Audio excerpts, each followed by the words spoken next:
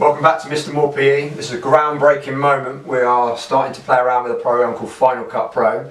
So this is a bit of an experiment, the first one using the new software. I'm going to be pointing throughout the video to a blank piece of screen on my light board, and then in post-production we're going to pop some pretty cool images up there to bring the learning to life. So I'm going to do lots of talking.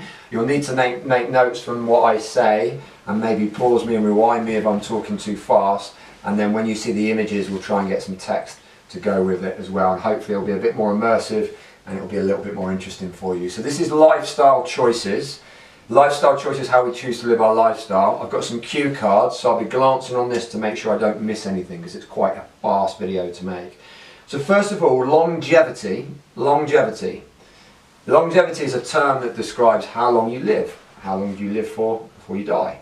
And the healthier you are in terms of your diet and the amount of exercise and your sort of mental health, the longer you are likely to live, statistics say. So that's why physical activity, sport, PE, all these things are wonderful for longevity of life. The other things that kind of we need to know about is this idea of diet, having a nice healthy balanced diet, and we've done some videos on macronutrients and micronutrients and eat well plates that you can look at. So diet is really key. You need to have a balance for diet. So we need to have the right amount of macronutrients and the right amount of micronutrients, and we call that our eat well plate. So that's really, really important. The other thing is that we need to make sure we have the right amount of activity. So we know through our diet work that males can actually burn off about 2,500 calories a day, so that's how much their energy currency needs, and females between 1,800 and 2,000. So we need to make sure that we're getting the right foods in our body to fuel us to be able to do exercise.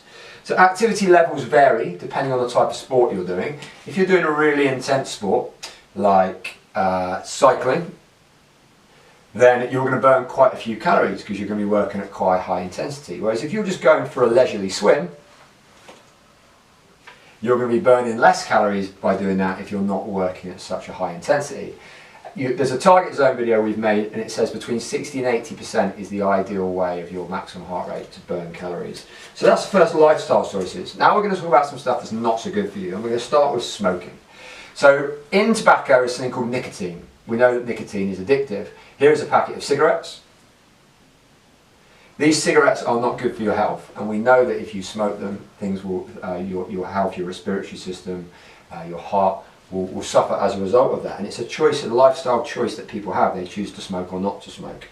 It tends to raise blood pressure, so blood pressure will go up if you're a smoker. It can be highly addictive, people get addicted to the nicotine, and it can actually damage your respiratory system, so that's your lungs and your breathing mechanisms, like your heart as well. It can cause cancers, particularly lung cancers, heart disease, and it can cause something called bronchitis. So here's a picture of a healthy lung that is a non-smoker.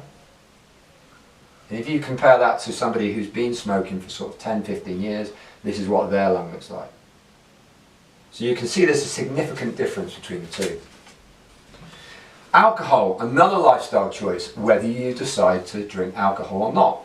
And you hear this term in moderation, and often adults are asked, because obviously you have to be over the age of 18 to drink alcohol, they're asked, do you drink? And sometimes people say yes, within moderation.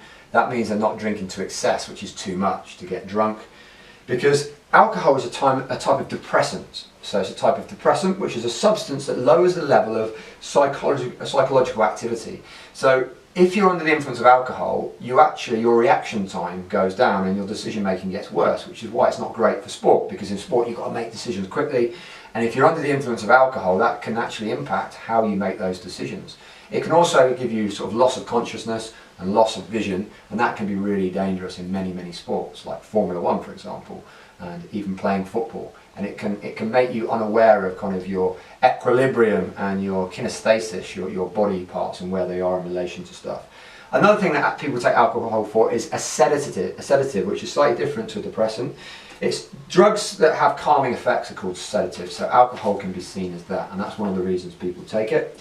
Alcohol affects the brain, it affects the heart, it causes liver damage, something called cirrhosis. And again, if we look at a nice healthy liver now, that's what a nice healthy liver looks like.